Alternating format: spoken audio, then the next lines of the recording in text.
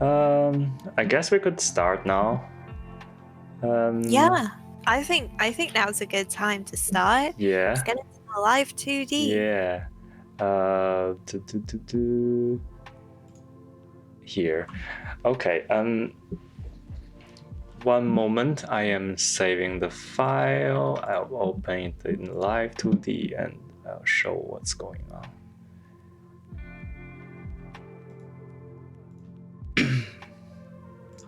Yes, here. So I have opened Live2D on my desktop. This is what happens when you open Live2D. You see all this stuff. And one of the nice things that you can download from Live2D website, they have a lot of example files. And if you open them, you have something to look at if you need to figure out what is happening. And here I am going to use my own avatar as an example first before we import our Maya Live2D. Where are your legs? What? Yeah, I have no legs because I didn't draw them. I have no hands because I didn't draw them. I am very lazy because I didn't draw them, or I didn't draw them because I'm very lazy. Yes. It's mostly the upper half body because I was thinking what I was gonna do with the character, and I was thinking I'm never gonna show the full body. It's not like I'm gonna dance or yeah. So I only need the upper half body for live streaming and talking and playing games and stuff. So I didn't spend time. But a lot of the, for example, something I used as a guide image here. Let's see if I can turn it on. Yeah, there's a lot of them. Oh, the music's a bit loud. Let me turn it down. One moment. Okay. So if you download all the Live2D example files, you can see some of them has legs, and if you want to learn how they move, for example, you would have joints between all the arms and the legs and things, so they can all move independently. It gets quite complicated. So you can use that for reference then. Yeah, you can. Like here, I copied this file because I want to figure out how the shape of the head and where the eyes are when it's moving, when I'm moving left and right. So I basically took screenshots of all these different example files, so I can match mine to approximately the same direction, the same angle. Okay. Yeah. And so is the thing on the top left with all the folders, is that basically like your layers? Yes and no. Typical answer to any question. Okay. Yeah. So this is like, basically you can see it as all your layers, I think to me it's all the resources, all the images, all the different parts, they all appear here. But in a different way is it doesn't necessarily mean what is on top is on top of another thing. Right, okay. Because they have this, I think by default it would behave like that, if I understand. I didn't really change them around. I got the folder structure straight from Photoshop, so I didn't change what is on top or not. But there is this thing called draw order here, so you can set anything. I think here, guess. Yeah, so if you have like a texture or a layer that you imported, you would have a draw order, and you can set it to different kind of. See, if I have, by default it's at 500. If I move it to 490, then it's behind all the other 500s. I get it. So in this way, for example, if you want a character that maybe have like a star spinning around it, like an orbit, then sometimes the star would be behind your character, sometimes it would be in front. I think you can animate the order as well. I haven't tried, but I think that's a way to make it happen. Yeah, that seems a bit advanced. Yeah. For now. But yeah, here you have all your layers, and over here you have kind of a folder structure. Now when I click it, it says locked because I locked everything. I don't want to change them, but we can unlock them. Yeah.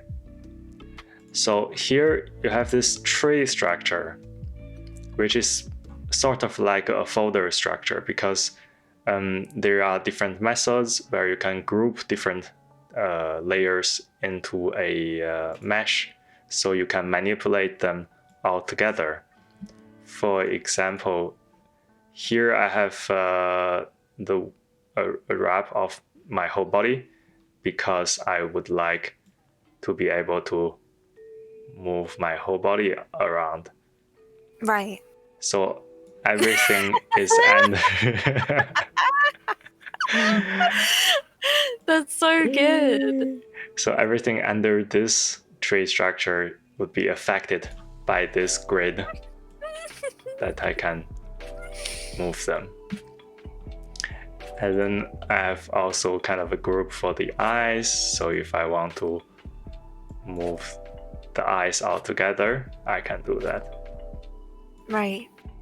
And I'll show you exactly what happens, like how do you put this on and why do you need this? I think it will make more sense once we start kind of going into it from fresh. Yeah.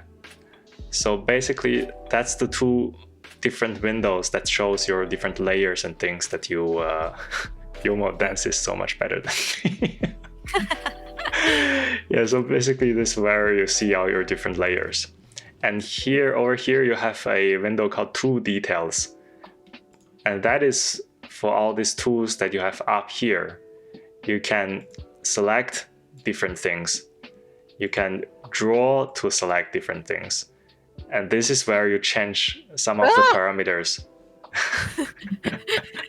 This is where you change some of the parameters from the tool you are having active. And here in the middle you have something called Inspector. And here is where you can change the properties of all the layers. The name of the layer, the ID of the layer. The ID is basically how the different layers refer to each other internally. And the name is just something for your convenience. So ID is usually more important. And then part that kind of goes where it goes in the tree structure. And deformer is where it belongs in the bigger, the grid thing. I think I kind of get it, but you don't have to understand everything right here. You will see it later. Yeah, but this is basically a part where you see all the properties. Clipping ID is something that you can mask with one layer by another layer, and draw order is what is on top of what. Opacity and blend mode that change the blending characteristics. Curling, I am actually not exactly sure what is this, but I have never pressed it. And then below here you have parameters. Parameters is how you animate the character in general. The way the animation goes, for example, if you want to use VTube Studio or something, what it does is it reads from the camera of your phone, it reads your face and see where your eyebrows are, where your eyelids are, where your eyes are, which way your face is facing, and gives them a value. For example, if I'm moving my face to the right, I have a +30 on my x-axis of my head movement or something like that. And then they are all mapped to these parameters. And there is like a official kind of a guideline on what parameters you have. But you can also add your own. For example, I have a option one called the glasses. So if I slide this one to the max, I get glasses. It's probably not the best way to realize this feature, but if it works, it works. Yeah, but it works. And And then you have other parameters, for example, your face, X and Y. So that changes your face and your face Z. And these are all just mapped to how your camera is recognizing your face. And thus you can move your character. And the way of, the way the software works is you can assign any layer from your layer structure or the group mesh thing into to a parameter and say, okay, -1, how does this layer looks like? And 0, how does this layer looks like? And 1, how does this layer looks like? And then the software will kind of interpret the middle part. Right, so it's like you have to just set the destination points. Yes. And once you've done that, it'll just get there itself, basically. Yes. And sometimes you can get quite complicated destination points. For example, here, the mouth has so many different forms. I have like -1, the mouth form is like this. -0.5, it becomes like this. -0 is like this. +0.2 is like this. So you can define as many keyframes as you want. Right. And then the middle part, it will be automatically generated. I guess we can start with getting the Photoshop file in, and then we can go through Custom. So the way you can do it easily is just by dragging the Photoshop file to the wait a moment, where is the Photoshop file? Let me save it again, I can't find it. Live2D seminar, cursed worm. Okay. It's even better than I remember. Worm. Zykes is typing the glitched worm. Wow. Okay, so you can just drag the Photoshop file into Live2D, and then it will read everything and put the layer structure here as you've drawn it. And I'm gonna drink some water. Yes. Now, what is all this over here?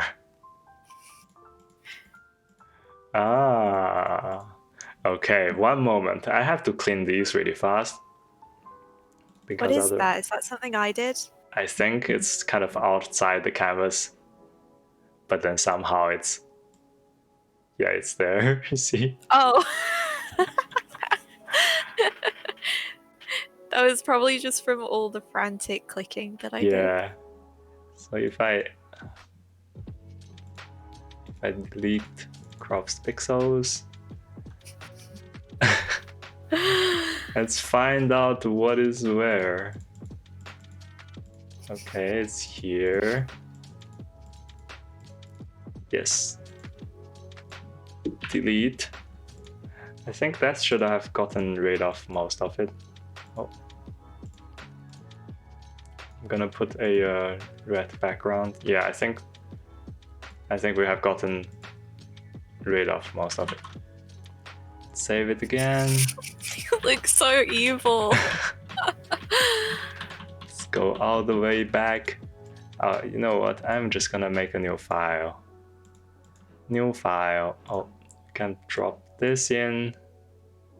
Yeah, now it's good. Okay. Yeah. So, and one thing that when you are making a Live2D source Photoshop file, you have to be, or like something you can be aware of is the size of the canvas, because it will carry over to Live2D. And it's nice to, like, for example, in my file, I have left the space for some legs and hands if I want. And the reason of doing that, actually, I don't think I have enough space, but I should. The reason of doing that is then I can later on add the legs in Photoshop. I can drag them in, and it will be positioned the same way according to the canvas. So I don't have to like position my legs and stuff. Yeah. but I think it's just a slight saving of time when you're doing it. Yeah. I think we can start with the eyes. Yes. So let's start with the eyes by explaining. Maybe I should group these. Should I group these? Like in the parameters, like in my file, I have folders that grouped everything nicely, and here we don't. Maybe let's do them one by one as we encounter them. All the eyes we make a folder. I suppose if we just keep it like less complicated right now, and just kind of be like, here's how it moves. I will take all the eyes, put this in this folder so we know what is being affected. Kawaiju cosplay, ready to ready to be sketched out. It's kind of sketchy. Thanks for following though. Yeah. I hope you like my worm. It's gonna be great when it's moving. So here, when you open this new Live2D file, you can see already you have all these parameters set up, and these are the kind of default parameters. For example, if I right click and edit, you can see the ID called the param il open, and this will by default they will be connected with all the software you're using, for example VTube Studio or FaceRig, and they will have this parameter by default mapped to your eye opening. So if you use these default parameters, you don't have to later on calibrate, or you have to calibrate, but you don't have to set up the link between your actual eye reading to the character's eyes, because it's already a standard. Right. So it kind of does it for you. Yeah. And I mean, if you want to make it complicated, you can make your own and assign them to different things. For example, if I want, whenever I blink my eye, I want my tail to move, then you can set a separate parameter for the tail, and then go into the software and say, okay, when the reading for the eye changes, also not only change the eye, but also change this additional parameter. That sounds very complicated. Yes, it is. Let's just stick with blinking for now. It's not that complicated, but let's do. Let's see. Let's do movement first. Let's do the eyeball movement. So you can see we have this eyeball, and you can go outside the eye socket, and that's not good when your eye going away. So the way to fix this is called it's by using the clipping ID. So if I choose the eyeball L, let's put your eye back to the original place. I'll lock the default. Okay, let's see. Yes. If I click the eyeball L and open the inspector, you can see there is an ID. Let's make the ID called eyeball. You can't have space in it. Let's make the ID called eyeball L, so we know what it is. And we choose the eye color L, which we don't want to leave the eyeball. We don't want this to happen. We'll put the eyeball L's ID in the clipping ID of the eye color thing. Okay, so that's basically sort of like merging it together. Like, I guess it's like when you use the Magic Wand tool, it's like stuck to that space. Sort of right. It's like this thing will always be in the layer of the other thing. So when you move it out, it goes outside the visible universe. Okay. So in this way, when you're moving your eyes around, it will never leave your eye socket. Yeah. In the same way, in the same way we do it to the other eye. It turns that space into a window. Yes.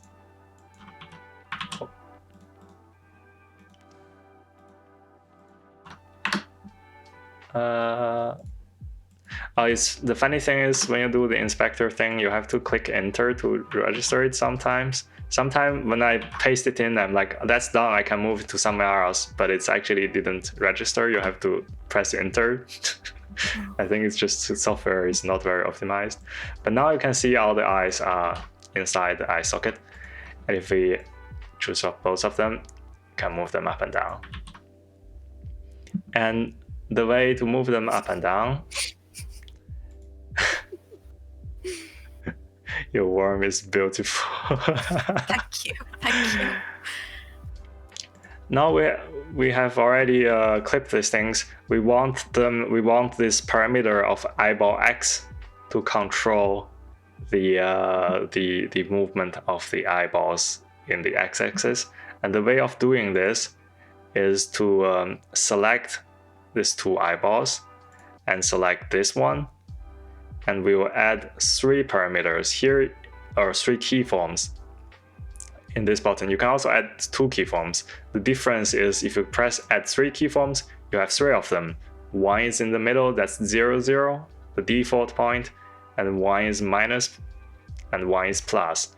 And if you only add 2, then your default will either be like 0 or 1. So for eyes, we want a center value, and then we want on the left and on the right.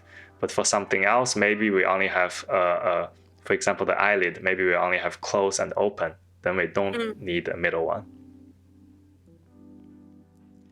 Well, you set the parameters for both eyes first. You set it individually. I don't know. I think my eyes will never move like one eye up and one eye down, so I didn't have any individual setting. But maybe I will figure out I do it wrong. Let's see. But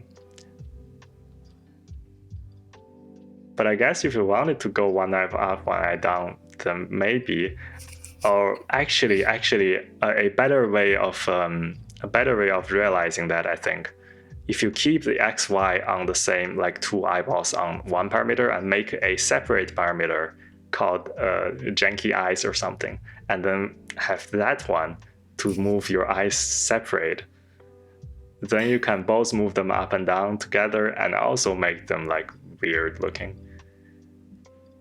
I think I get you. Yeah. Can you just like show an example, I guess? Example of what? So, okay, here's what I'm confused about. The 3 green dots on eyeball X. Yes. Are they going to do anything if you move it? No, they are not doing anything because we haven't told them what they looks like on each of the dot. Right. And right now we're going to do is we're going to tell it.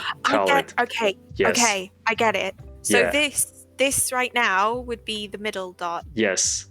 And this right now is actually all the dots because we haven't changed anything. And we're going to keep the middle dot as it is. And then we're going to go the left dot. If you right click it, it selects the dot. If you left click it, you can slide it around. So right click it, select the left dot. And is X left, right, or is X up, down? I'm going to look at my reference really fast. Okay. X is left, right, yes. So here we have on the left. Let's move everything to the left. And because your eyes are so different, we have to move them separately. And now this is defined. So now if we slide it, it moves from center to left. And then we haven't defined right, so it's all the same. Now we're gonna go to right. And we move them. I get it now. So the dots are the destination points. Yes. To put it simply. Yeah. Okay. So now we have defined everything. Your eye kind of moves. I think I need to change the middle a little bit. I shouldn't be. I think that's fine. Yes. Okay. Now it moves like this. So now we have finished X, and let's do Y really quickly. I really like it. Let's cat clock, yes. Let's return everything to the middle. It's important that you are always kind of return it to default. once you're done playing with one parameter, because sometimes you can mess things up if you don't pay attention. And we add 3 values again. And now we're gonna have moving down. This one will move further than the other one, and then moving up.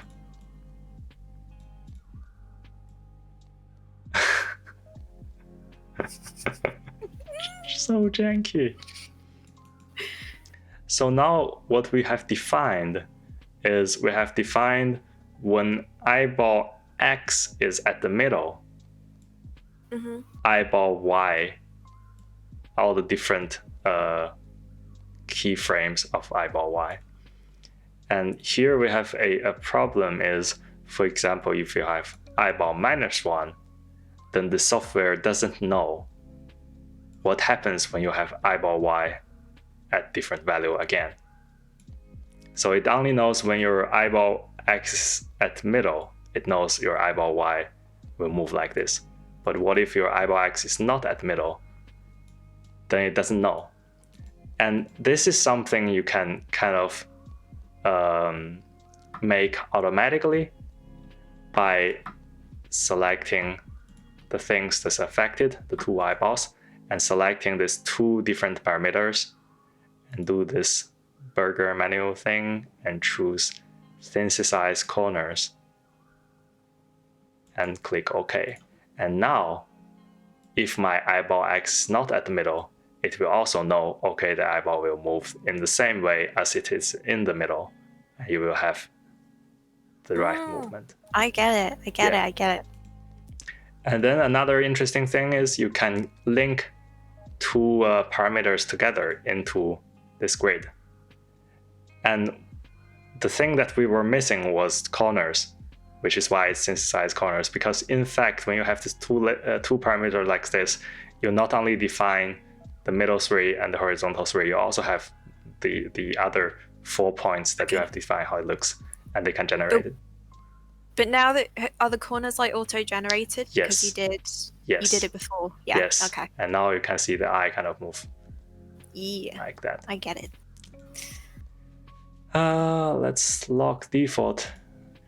It's this thing, the lock default deformer is a nice thing to turn on when you don't know what you're doing, because sometimes, every time when we import the drawing, it looks nice.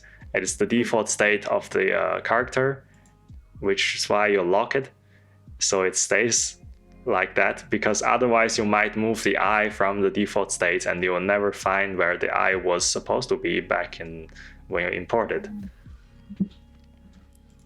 And now we can go close and open. Yay, we're gonna make the cat wink. Janky. The element you can lock determined by the program, or can you link anything you want, like left eye up makes left ear up. You can link anything. The program doesn't know these 2 pictures are the eyes. You're telling the program these 2 pictures are the eyes. So you can say this is the eyes. We forgot to separate 2 ears, but so we're not gonna move the 2 ears. So you can say this is my left eye, and the program like, all right, it looks like an ear, but sure. So you can make it in the same parameter. And let's do the eye left open and close. And in this example, we'll be showing some of these things, because, for example, right now, all I can do, let's select all this the eye socket, the upper eyelid, lower eyelid. Let's generate 2 keyforms here.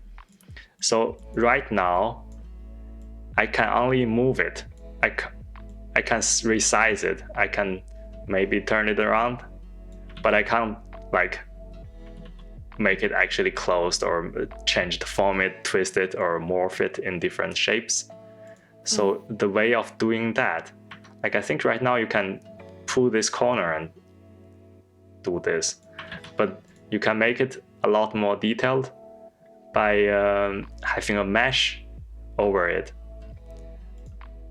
Here, like we can change all these 4 corners right now, but we can add more corners that we can change in here. Let's say if I just do it like this. And now we have all these points that I can define where they are, and that will kind of change the shape of the drawing itself. And that will give you a lot of freedom. For example, you can make the shape of your eye in very different shapes by changing all these dots. And so I'm guessing like usually you would put that mesh thing kind of on the like outline of that. Does that make sense? Yes, I think that would be a good choice, but usually unless you want it to be really detailed, really smooth, or if you want to fix something that is janky when it's moving. I saw the worm again. Yeah, but usually you just go automatic, and then you have some different options to choose. You can have standard, you can have little, you can have heavy, and these kind of automatically generates the mesh. So most of the time, 99% of the time, you don't really need to touch it unless there is a like specific point that you want it to be perfectly smooth or perfectly moving like this. Then you can change the frame. But otherwise, for things like eyelid and the mouth, where you need to bend the shape a lot, you can choose the heavy deformation. And for like ears that only moves a little bit, then you can use little, and the others you can just go standard. And you can also change how complicated by changing the settings, and there's a lot of things you can do about it to make it more smooth. But the more points, the heavy the model is gonna be. But I think it's more important for game developers than for VTubers, because you can make your model really heavy, and I think your computer will be able to handle it. But maybe if you have a game that has 10 characters at the same time, maybe it will have some sort of effects. But now you can see we can drag all these dots and move them at different points. So to make our eyes closed, let's add a mesh on all these. And then I'll drag it to the middle-ish. Middle-ish. So this is like you're picking the destination point again. Yes, I have chosen the closed 0, point of this eye open parameter. So if you see 1.0 is default one that we have already drawn. We have 0 here. And I'm picking this here. And then I want to make it, instead of like a curved shape, I wanted to make it flat. So it's like closed. The way of doing this, we have this tool called deform path. We can draw a path of how it looks right now. And then we can say I'm having a new path. So this is kind of using the mesh. That makes sense. Yeah. So you can define how it looks before, and then you can give it a new shape. Let's just do it like this. And then the lower eyelid is kind of okay, so we don't really have to do much about it. And then we have to actually close the eye socket. Should I do it the janky way, or should I do it? Let's just do it the like janky way. Easy way. Yeah, let's do it the janky way. I'm just gonna like do this. And then the socket is also closed with the eyelid. Okay. So the goal is to hide it, basically. Yeah. I think basically in the same way as your eye is working, you have the edge of your eyelid, which is these two thick lines, and then you have the actual socket that's closing. Okay. Now let's hide. And so you see we have the eye opening, closing now. It looks so creepy. Yeah. And there is another parameter called eye smile, which is also by default. You don't have to do it, but in a lot of the softwares, when you smile in real life and when the camera captures you smiling, it will change this value, the eye smile value, which we can do it just really fast by having two values, 0 being the default, 1.0 being happy, and we just do a happy shape, I guess. That's very happy. Yeah, and the eye socket's kind of coming out of it, so maybe it's fine. I think it's fine. No. Actually, okay, let's just keep it like this. It's fine. So yeah, you have this smile, you have open and close. And because they are kind of connected, you can also synthesize the corners because, actually we have only two values. Maybe you don't have to. Yeah, because we have only two values, we don't have to have the corners. Yeah, let's do the other eye. Oh, I came here without knowing what to expect. I never expected. I never imagined I'd get winked at by a cursed worm cat. Only the best content. Yeah. Welcome to stream, Topper 8. We're trying to animate this worm cat. Yeah, let's do the other eye. Open and close. We'll need to choose out these three. We'll do 2-point keyframe. It's okay. We barely started. We only got the eyes to wink. Now we move to the close position and we try to close these eyes. We have to add the mesh again. Sometimes I just select everything and do a standard mesh so I never forget about it, which I guess we could do it now. If I select it all and then deselect the thing that I have already given a mesh.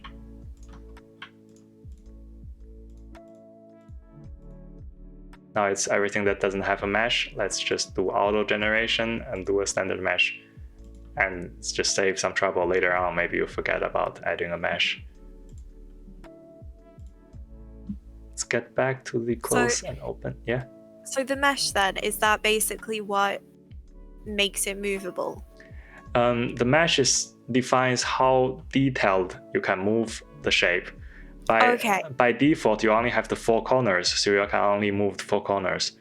And if you cut it in a lot of different ways, then you can start to move it in a very detailed ways. Cool. Yes.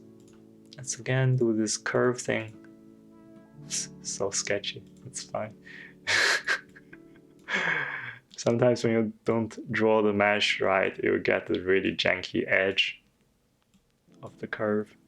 And you can get, you have to optimize it so it bends at the perfect location that you want it to be. Close this part and then we close the eye like this. I'm sure that's not how eyes close, but this is how this eye close. It's really beautiful. Yes. So if I do open, close. It looks so good. Yeah.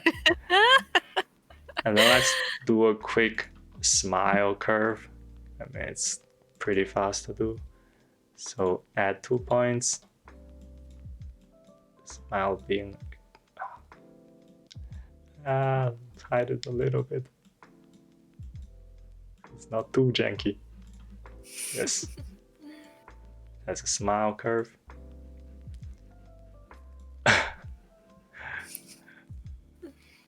What? A waifu? A waifu. Okay, so something I can show you right now, maybe it will work, is there is a play button down the bottom right, hidden by Maya's avatar. You just have to trust my word for it. There is a play button If I click I that. can try and like move. I don't think it's gonna Yeah, I work. think it's here. You can see it. Yes, it's right there. So you can. So it's basically have random poses, and you see the eyes start to move at random pose.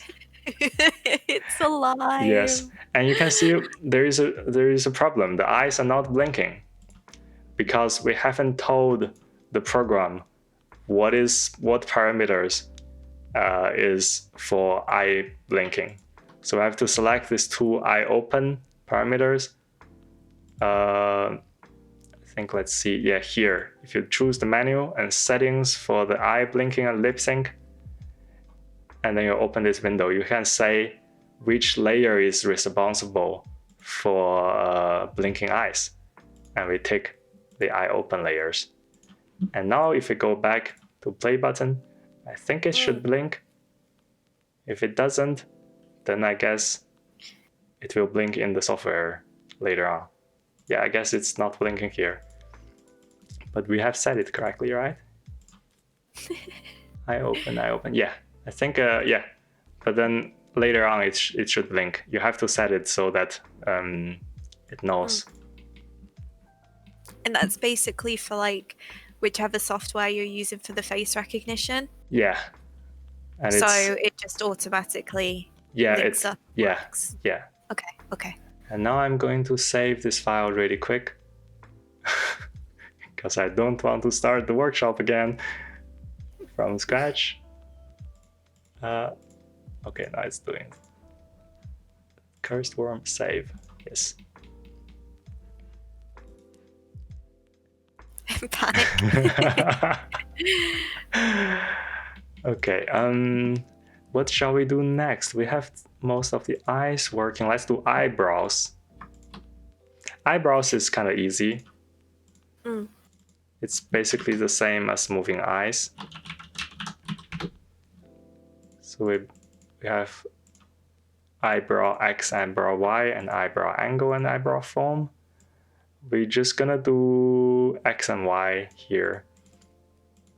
So it's basically moving the eyebrow up and down. But you also have the angle, so which makes the eyebrow rotate. Maybe we can do that too, it's pretty fast. But the eyebrow form is a little bit more complicated. So you have two values for eyebrow form. By default, it means either you're angry or you're not. So it adds a little bit, an additional layer of emotions. Let's select eyebrow L. I just want really sad eyebrows. But you should have drawn it really sad. Okay, let's have 3 points for the eyebrow L, X, and Y. Once again, X moves up and down, or left and right. Yes, left and right. Left, right.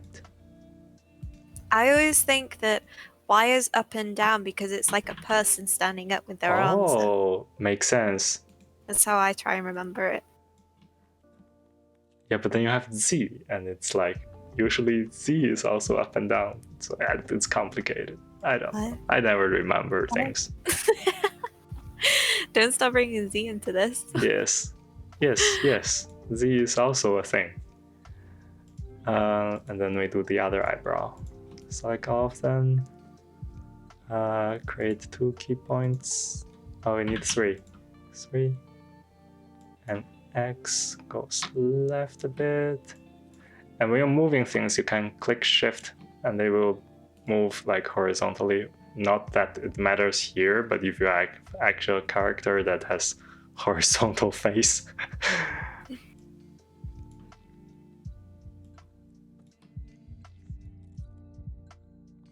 Okay. Now if we synthesize all the corners, here, then select this one, synthesize all the corners, and then we can link it together to see if it works. Yes. So now I have the eyebrow moving like this. Return to default, and then we can have an angle thing. angle. It's time to teach another thing. So here we have the eyebrow being assigned to the eyebrow x and y value. And if we introduce angle to the same layer, then all of a sudden you have to say, okay, at this middle point here, the angle is, we define 3 different angles. But we also have to define at all these different points how the angle will look like. Otherwise, the software doesn't know how it looks like. So I have to define like 9 by 3, 27 angles. And that's not good. You don't want to do that many times because it's time consuming. And the way of doing this is to add a mesh. It's called a warp deformer, which is basically kind of a thing, an overlay, a controlling group of whatever that's within it, and you can deform everything within it altogether. And then we assign this deformer to the angle, which means I'm a bit confused, but I think I gotta see. Yeah, let's see. Yeah, I gotta see it to understand. Warp deformer of eyebrow L. Create. So now let's assign this deformer to the L angle, having 3 different values. Here we go. And then we set the lower value like this. So basically, if you imagine it as having everything that you selected on a canvas, and then you're deforming the canvas. So when I set it to negative, or like when I rotate it in this way, and then I rotate it in this way, now we have the angle set, right?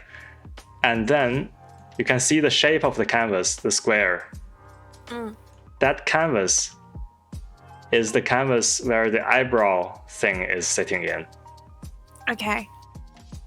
So we are having this, like for example, you on your display, you're drawing this eyebrow, and you're moving the eyebrow in Photoshop up and down again, like around. Yeah. And then someone is moving your whole display up and down. Do you get it? Yes. So like if I turn it, basically it in a box. Yeah, basically I'm turning the whole thing that is within this deformer. Okay. Yes. And let's do it for the other one as well. And there is another one that's called a, what is it called? Rotational deformer, which is only for rotations. And the warp deformer not only can rotate, but also I can show you, you can deform it.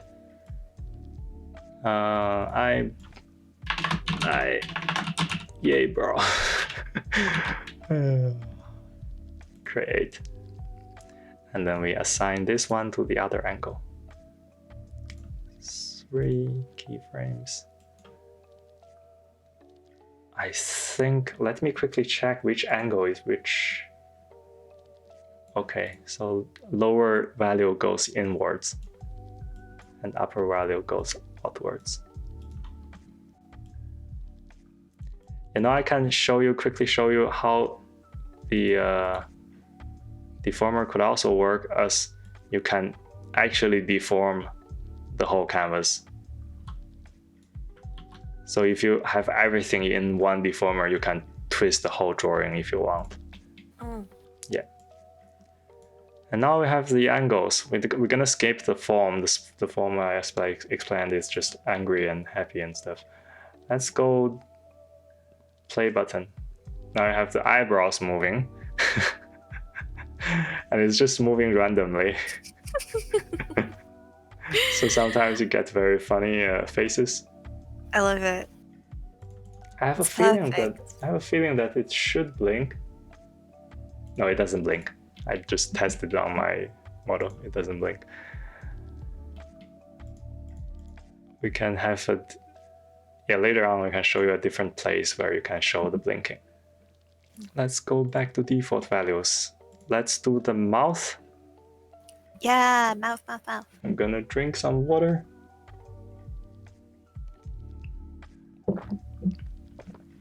And let's do mouth. It's pretty much the same principle as opening and closing eyes, except you have two different parameters for mouth form and mouth open.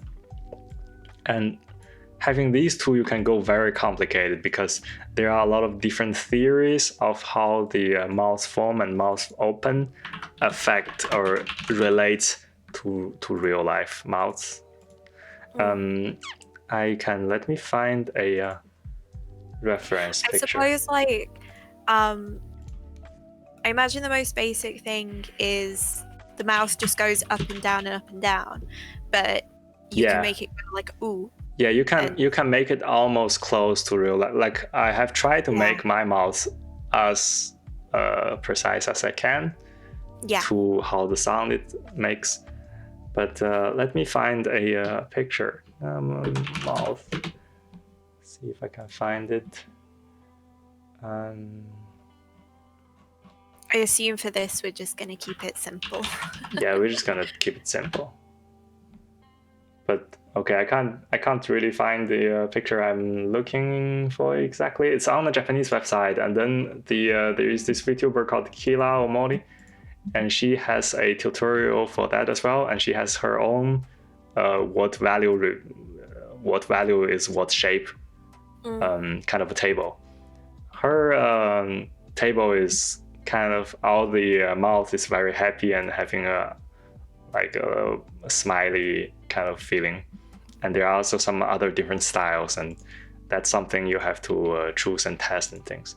So basically, mouth form means if you are not smiling and if you are smiling, and mouth open is whether your mouth is closed or open. So basically, I understand it as that, but it goes a bit more complicated than that. And let's see for so right now this would be mouth open. No, right now should be no. Let's do it together one by one. So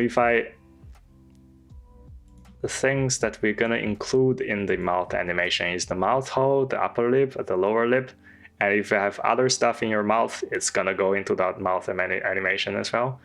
And same way of the clipping mask, if you have teeth, you would clip the teeth in your mouth hole so they never leave your mouth, because that would be bad. Yeah, I prefer to keep teeth in my mouth hole. Yes. And then we give out maybe just 3 points, and then 3 points for opening as well. I can quickly show you this here. Like I have way more than 3 points. What is my face doing? Yeah, I have much more than 3 points, and you can keep adding more points. You can also, there's a lot of ways of, I can't find it. Yeah, but there's a lot of ways of controlling what points is where, what value should be where, and you can change them around. There's a lot of detail on that.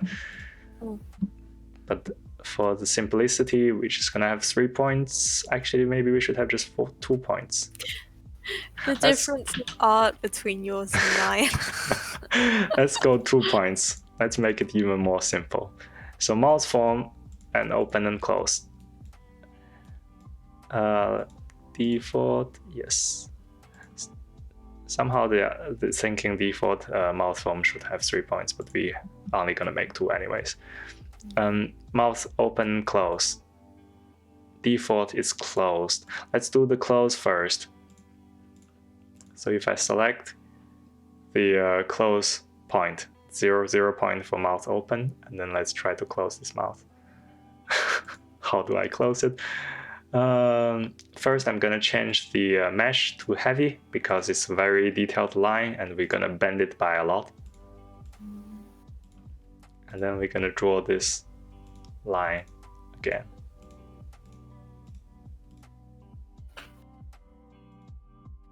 This should be good. And we're gonna select these points.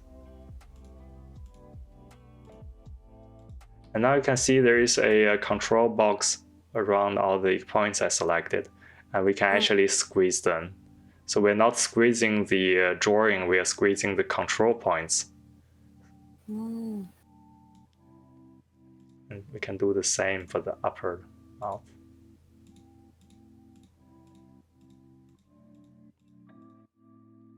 So yeah, it's pretty much just like the eyes then, so. Yeah. It's pretty much. You just need to know how the mouth looks like, and then you just bend the shape accordingly. The thing about the eyes is easier because everybody knows how eyes looks like when they close. But you don't really exactly know how mouth looks like when you're talking. Yeah.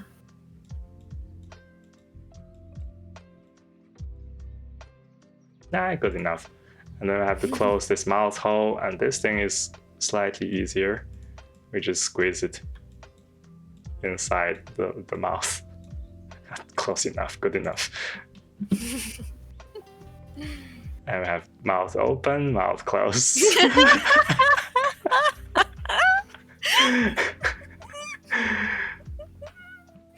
It's so good. Yes.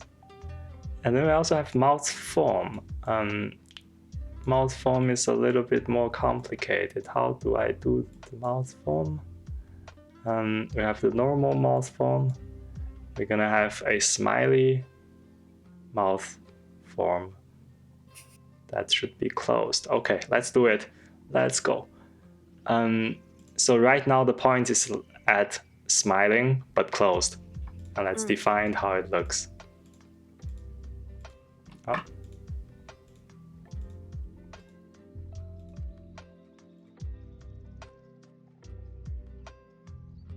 Guess we're just gonna do this shape.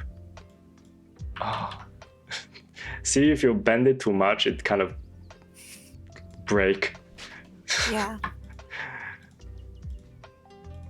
Sometimes you can also, instead of drawing the cute cat face, ooh face, you can draw a straight line in the Photoshop file, and then you bend it to this shape in Live2D. It is also, maybe it's actually a better way of doing it. But yeah I don't know. I didn't think that far. Here we go, we kind of have a smiling And it's like face. that. I look like I've just got like dry ketchup all around my mouth. Stop munching on those ketchups. Can't help it, it's just so delicious. It's a new character quirk now. Liking ketchup.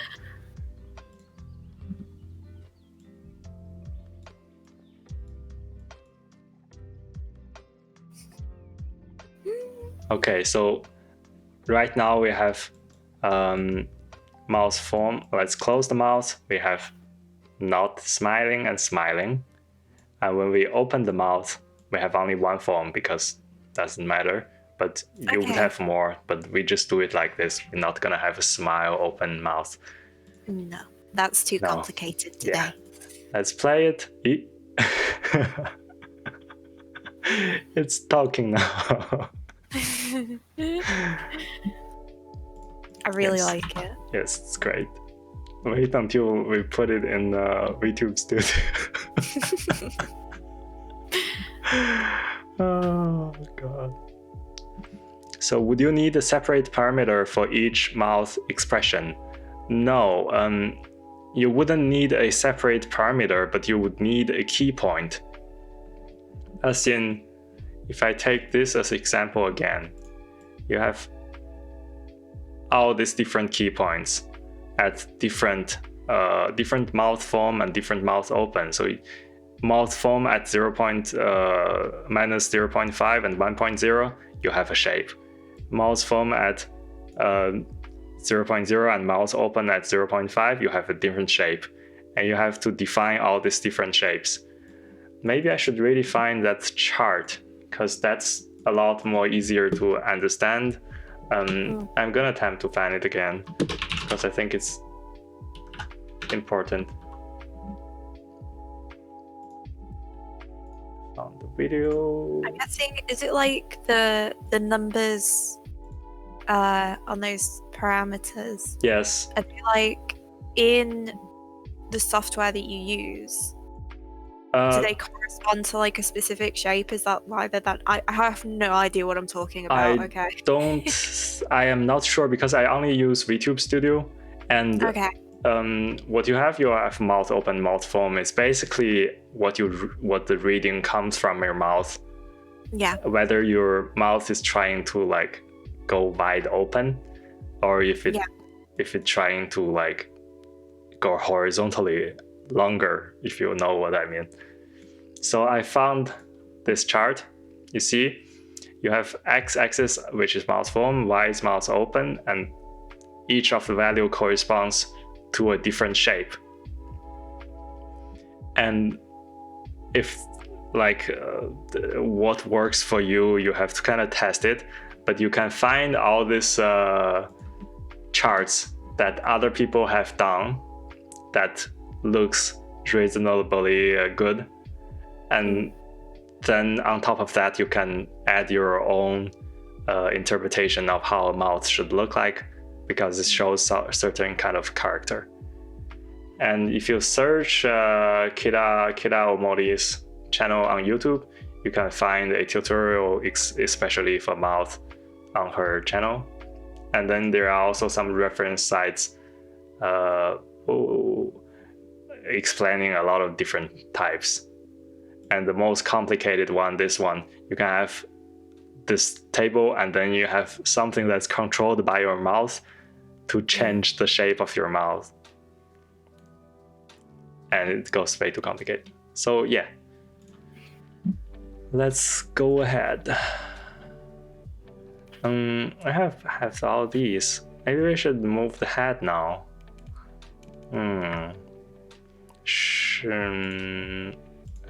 Let's see what other parameters are there. Hair front, hair side, hair back, breathing. I don't think I want to see this breathing. We'll do breathing in the end. Let's move the head. You're welcome. Okay, let's make a new group. Oh, you can actually change the group color. It's so nice, all this organizing feature. Head. For the head, you have X, Y, Z. And X and Y is turning it horizontally and vertically, and Z is rotating your heads, kind of pivoting from your neck. And what we're gonna do is we're gonna do X first. And this is the complicated part, because this part actually required quite a lot of artistic skills of imagining how a head should look like, which I have a hard time doing so, especially given the face is so twisted. So it's fine. That just means that you can just do whatever you want. Yeah, no time for this. Of course, we're gonna have the time for rotation. We're gonna have a proper rotation. Everything is gonna work. I'm gonna show what I did for my avatar. What I did is I took the guide image. I took the example file. Let's turn everything off. Or maybe it's fine. We don't have to turn everything off. Let's reset the value. Yes. And then I can show you the pictures. Yeah. So what I did is I took screenshots, or I exported the image from the example file that you can download from Live2D. And then I have all the different angles of the head as a reference overlay on top of my own avatar. And then I kind of try to figure out where the eyes should go and where the head should go. And you can also find things like, let's find it, head, rotation, anime, drawing, something like that. If you search Google, you will have things like this, or maybe this one. So you know, you can put them as overlay, and then know how the head looks like. But here we're just gonna go janky all the way, and we're gonna imagine how it looks. Yes. Yes, yes, yes. So what is affected by the head rotation? We have to put them all in a warp deformer thing, because we can't change each individually, because actually we should. Would that not take forever? Yeah, but we have to do some part we have to maybe change individually. Let's do it in a different way. Let's put a warp deformer on each of the important feature, like all the eyes have one, and the mouth have one. Each of the eyebrows, the head, and the hair has one. So it's not way too janky. And we call this head rotation eyebrow L, so we know what it's supposed to do. And it's very important to keep it organized, because once you start to go through layers of deformers, it gets messy really fast. Yeah, I can imagine. Yeah. Eyebrow R. I chose the wrong thing. I'm supposed to put it on top of the other deformer. Eyebrow R. And you can actually quickly see if I made a mistake here. The head rotation should be on top of the other deformer, and this one is in the tree underneath this level, and that would be wrong. So we can drag this out and put this out and put this under the correct level. So now it's very easy to change what is underneath the canvas of something else by going through the tree and making sure what is right. I don't know if it makes sense, but when you're starting to do it, it will start to make sense. I think it would make a lot more sense if I was actually doing it myself. Yeah. I think that would take way too much time. I think we're already taking more time than I expected. I'm just calling it IR and IL now, because I know it's not going to be that complicated that we need to call it head rotation and stuff. But if you're doing a very complicated model, you should kind of name them. So the mouth, we have the front hair. Let's do that. Front hair, head. Actually, head, we don't really need one, because we're gonna change the shape of the head so drastically. We're not gonna have a deformer. We're just gonna change the mesh, because the way you change deformer is you have these points that you can drag, like the small points that's on the grid. Unlike when you're changing it directly on the mesh, where you have the generated mesh, you can go a lot more detail like that. And yeah, these we're not gonna change. This we're not gonna change. We'll have a deformer. Oh, I have deformer for the back hair. And now we select the things that it's gonna be affected by the head: front hair, back hair, ears, head, or like the deformer which made for the front hair, back hair, and mouth, eye, R-I-L, eyebrow L, eyebrow R, and these are basically all the things we can quickly test it. If you're not afraid of messing shit up, you can quickly test it. Okay, that is all the things we need. Ooh. So spooky. So yeah, these are all the things we need to be assigned to the different values here. And we have 3 values for rotating X, we have 3 values for rotating Y, and we're not gonna have anything for Z for now, because for Z, we are going to make a new thing. We're gonna make this rotation deformer.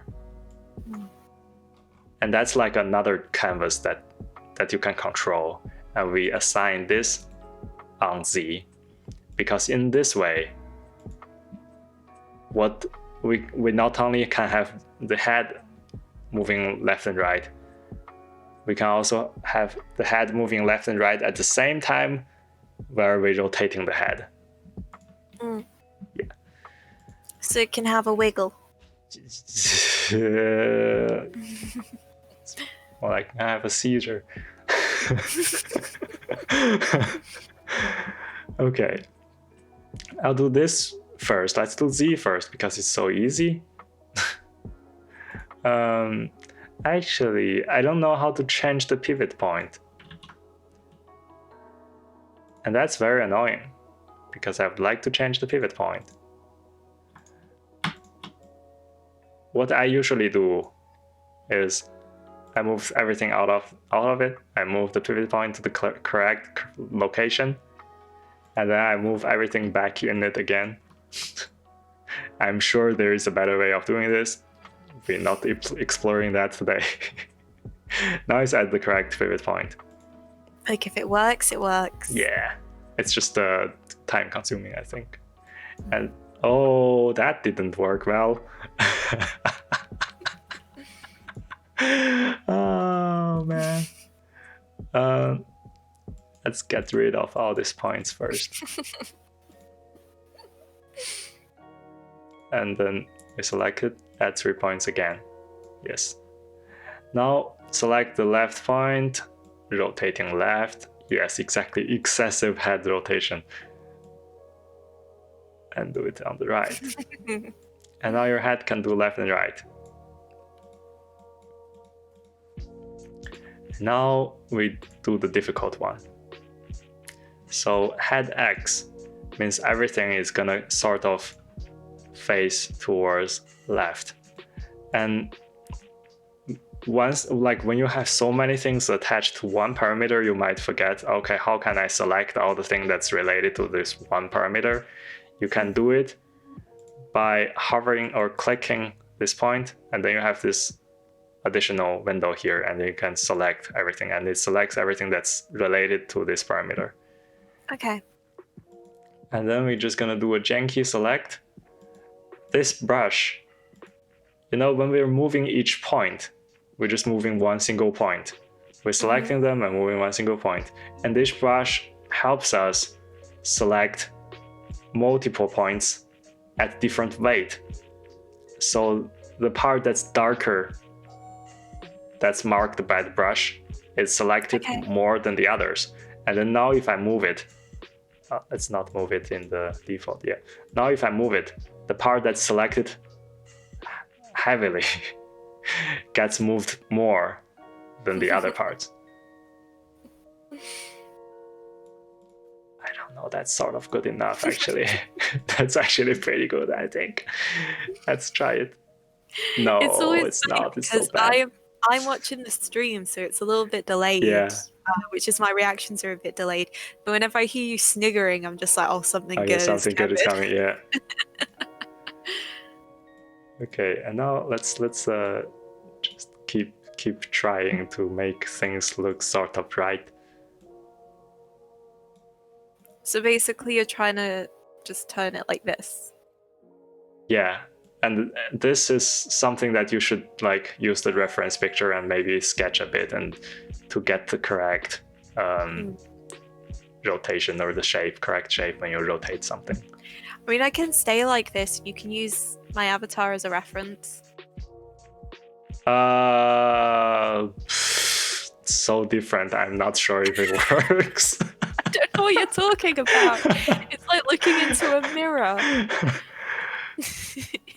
Let's give it a quick try. So if the jaw is over here, and then we have here this here.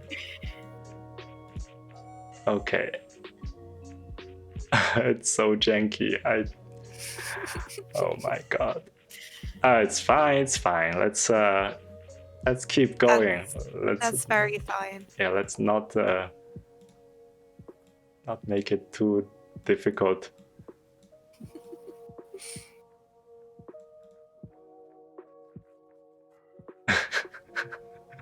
Not too bad. Not too bad. It's sort of three-dimensional, isn't it? Yeah. I think it looks great. Yeah, I think it's not too bad. It's not too bad. Let's adjust this part of the hair a little bit. So it moves a bit further out of the... Oh, I can't do it. Yeah, it's because we only have the deformer.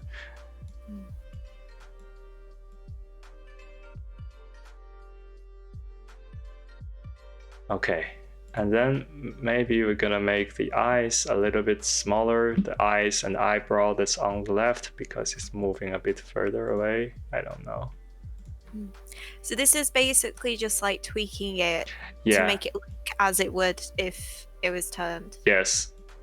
And you can just put a transparent reference picture on like on top of it and then just trace over it. I think that's fine. Look at those beautiful eyes. Okay, the eyes is the right eye, the left eye is very three-dimensional and the other one is not. It's fine.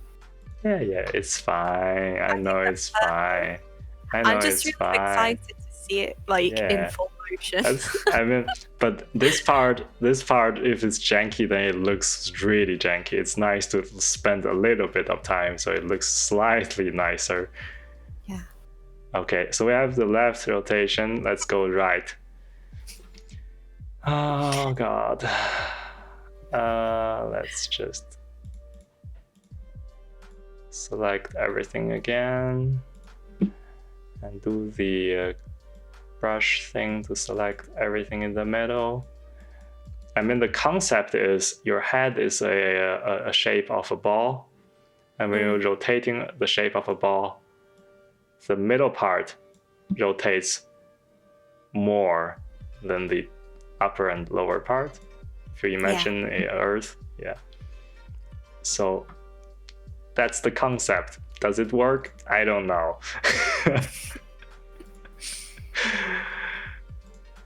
Because it's so three-dimensional and all your hair is so three-dimensional and there's things on top of each other and yeah. I can imagine like if you want to do it properly, it would probably take quite a while. Yeah. Tweaking so many little things. Yeah. So. And you can, like right now I have the hair on a deformer, but you can also just go straight on the hair mesh, and then you would be able to change each of the lines very precisely. And then you can go very, very detailed. Yeah.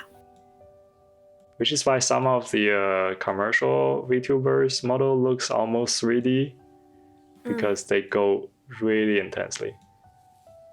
And if you want to go even further, you can say once the head rotation value passes a certain value, I have a different set of whole PSD file that is on the side face that fades in. So God. Yeah, so you can actually push it really far. Yeah.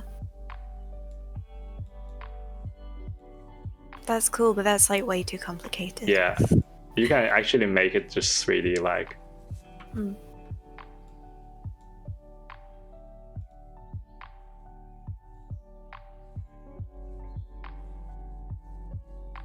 Oh, janky. Yes. No.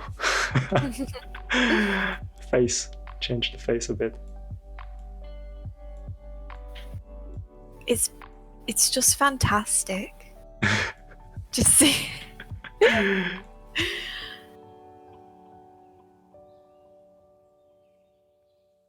want to change this a little bit more.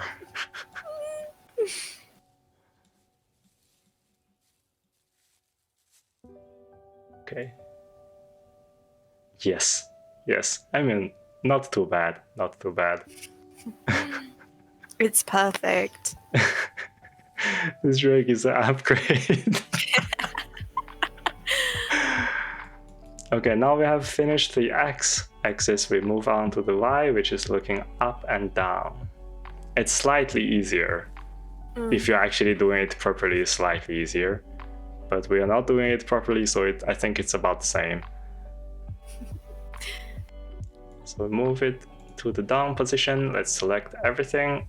We're going to do the exact same process. Actually, it should be like this way, and then we move it down a bit. Oh God.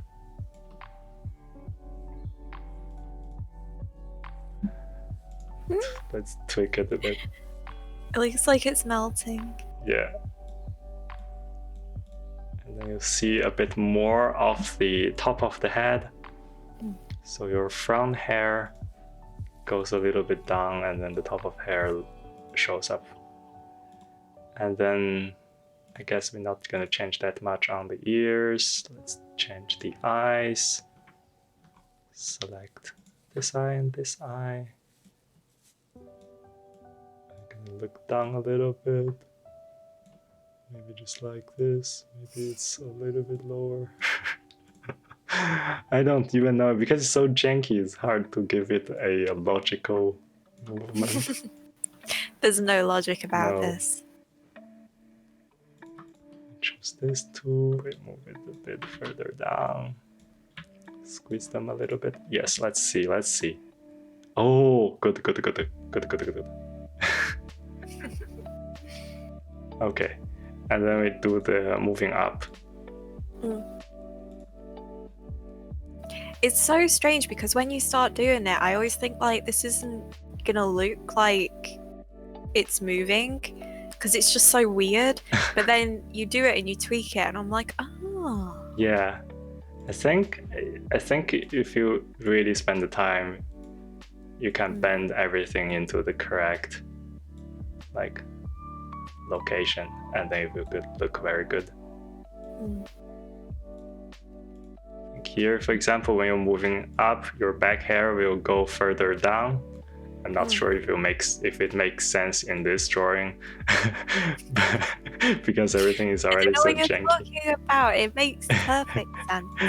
But if you bend your head, your back hair, for example, you're moving your face down, your back hair will go up, your front hair goes down, and yeah, if you think it very three-dimensionally, then it's not that difficult to get a correct idea. I personally find the most difficult part is the face shape, because I mean, even when I'm drawing, I find face shape very difficult. Okay, so if I bend this a little bit. Okay, and then we move the mouth a little bit up. And then the two eyes goes a bit up. Oh.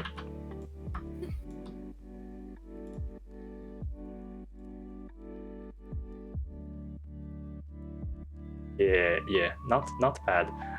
I'll move the ears a little bit so they get a little bit of motion.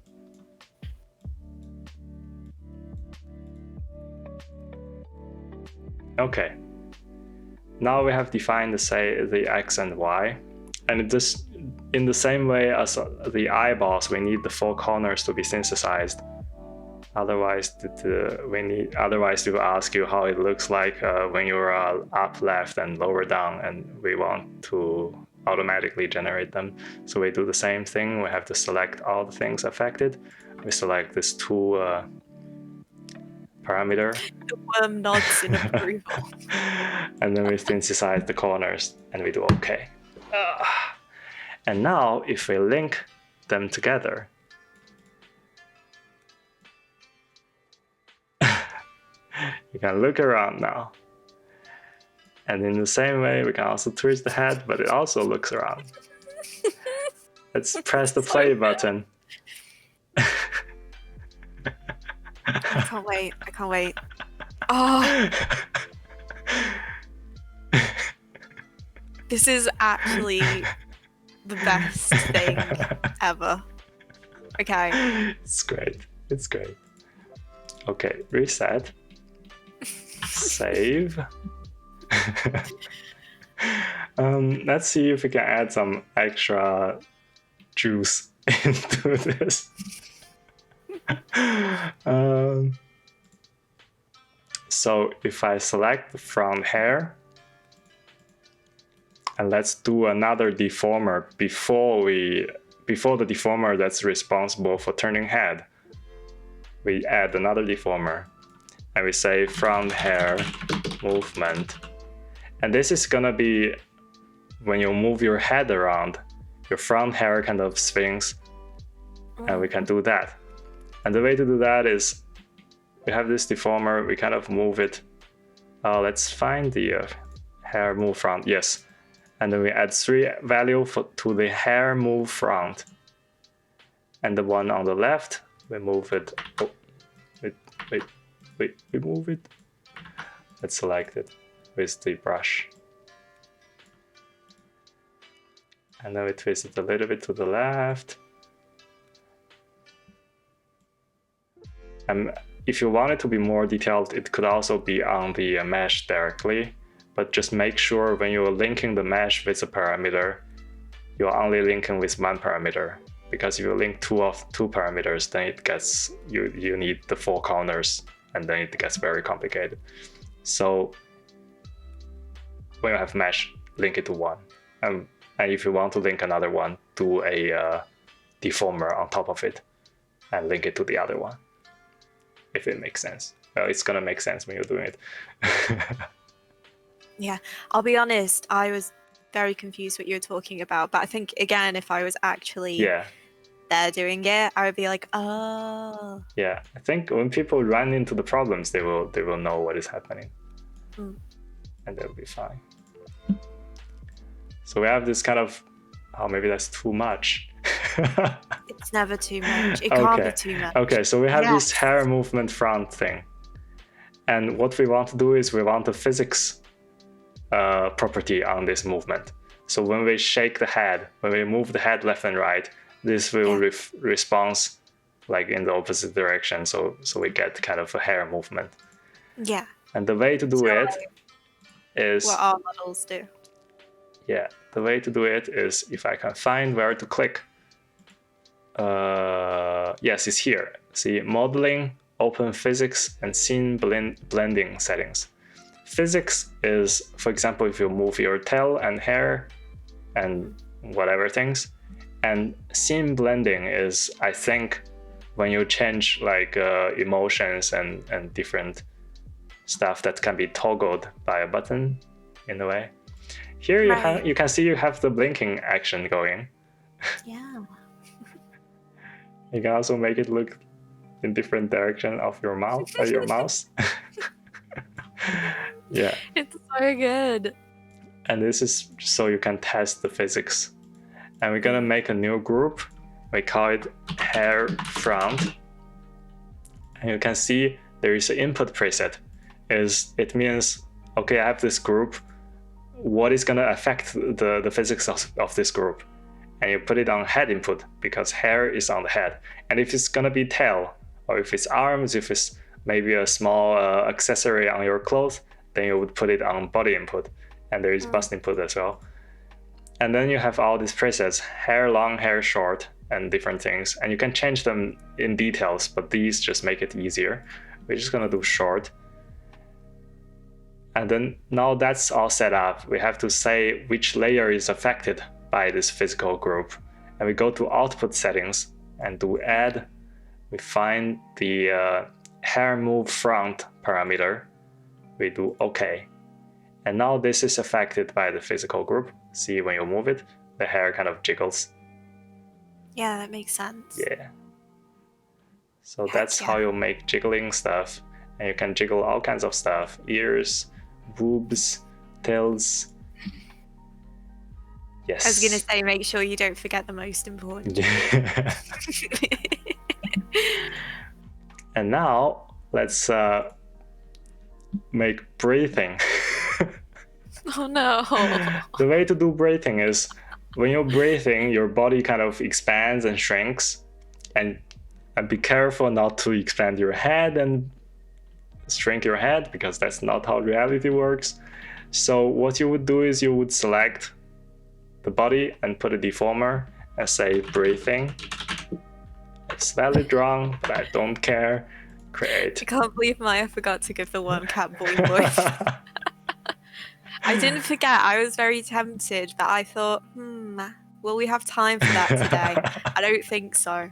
I don't think Yomo, I don't know how you would feel about spending another half an hour making like boobs. Move.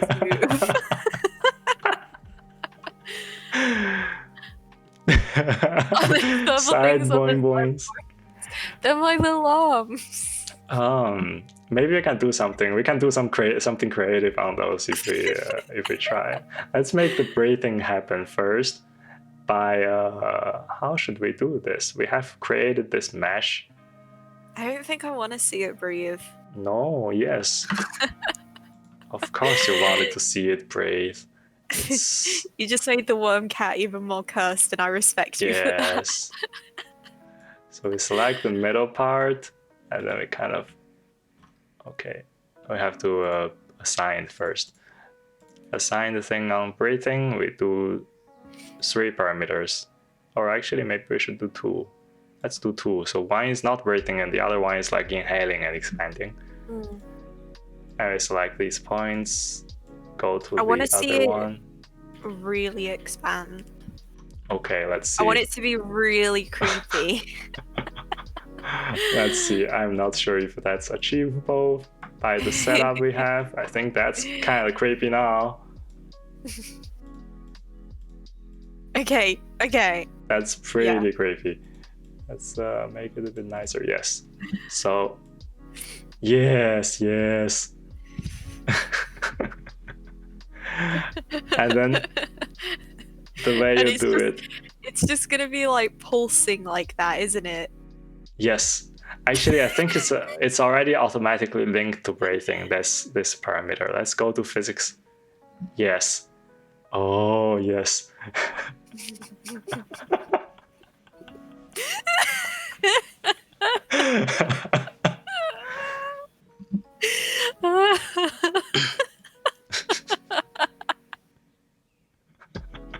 That's too much. Oh gosh. What's happening here? We're creating cursed creatures. Oh, maybe. Let's add on top of this. I'm gonna assign the texture, the layer directly to breathing, and do 2 points. It's not cursed. It's just on another level of existence. And then we do a spine.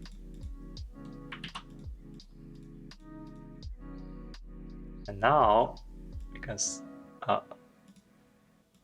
let's do this actually. And then maybe I can twist things a bit. Oh, that's gonna be so cursed. I'm not sure. I'm not sure if this is a good idea. Yes. Let's go back to physics. Do it. Open physics. I can't wait to see. Ah!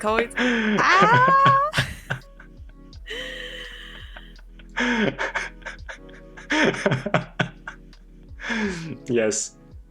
I think this is good.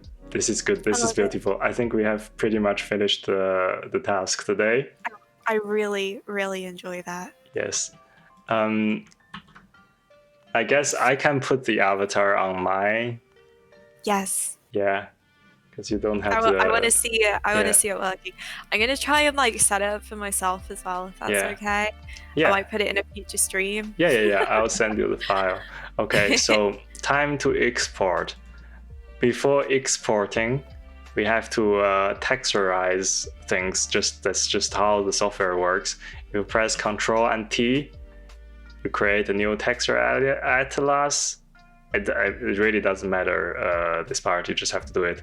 It will make a texture. So because in fact it's rendered as 3D, so you have textures, and it's gonna automatically add stuff. And then when later on, if you add another layer, you have to remember to add it to the texture, and it will beep if you don't have texture. So, yeah. Maya, please make it a redeem viewer stream. Well, so if somebody redeems it, I have to turn it to one cat. Yeah. I think that's good. That's good. Do it. And then we have to export. It's gonna be the priciest one though. You're gonna have to work for Wormcat. Yeah, nobody ever see it, and there's once every 3-4 months there's one redeem, and everybody just talk about it. Nobody has seen it. Export for runtime. export as MOC3 file. And here you can choose export version. I just do 4.0 because I know VTube Studio support 4.0. I think FaceRig also support 4.0. So that's just something you have to figure out. And then there are some other settings. You can look through them. And is there any, I know you say VTube Studio, is that like the best? VTube Studio is the most expensive. Most expensive. That must be the best, right? I think VTube Studio is connecting, if you have an iPhone, it uses the Apple API of Face ID, and then it streams information from your iPhone to your computer. So the face recognition is really, really good. Like, I have glasses in my real life, but I can still move my eyes around. Eyebrow is almost behind my glasses, but it's working fine. So because they have a better technology. And sometimes when you use just a webcam, it doesn't recognize eyes that well if you have glasses and if you have hair in front of eyebrows and stuff. Yeah. And we make a new folder, we export this, saving. And now, that's basically everything. And then depending on the software you use, you would put it in different places. Let me quickly figure out where I put it in my... where did I even save my VTube Studio? Here, Live2D models, paste, cursed worm. It's here. Okay. I'm so excited to see it. I'm gonna switch to the this camera. Yes, and then. Okay, I'm gonna close my eyes. Tell me once you've got it all loaded. Okay. Give me one moment. Actually, it's okay. You can open your eye. I'm just gonna hide my camera. So now I have disappeared. And now. Let me find my VTube Studio. Okay. There's gonna be a delayed reaction from me because I'm watching the reveal on the stream. So there might just be a moment of silence. Auto setup. Oh my god. This is so cursed. Wait. Oh my god. Okay. I'm gonna turn it. Don't be scared, guys. I'm gonna turn it on now. 3, 2, 1, go. There's like a delay for me because I can't see it yet. Yes. It's great. Oh my gosh. It's great. So this is what we have created today. We have eyeball movement. If I look up, down, we can wink. Cursed worm winking at you with the largest eye. We can move our eyebrow a little bit. And we can move your head and the hair will jiggle. And the breathing is very minimal. Yeah, I think it's a setup thing. You can set up the breathing to different things. We need you to find the difference between these two images. Yeah, spot the difference. This is great. That's amazing. Yes. Thank you so much for bringing my masterpiece to life. You're welcome. I'm very happy to be alive. Great to see everybody in this live stream.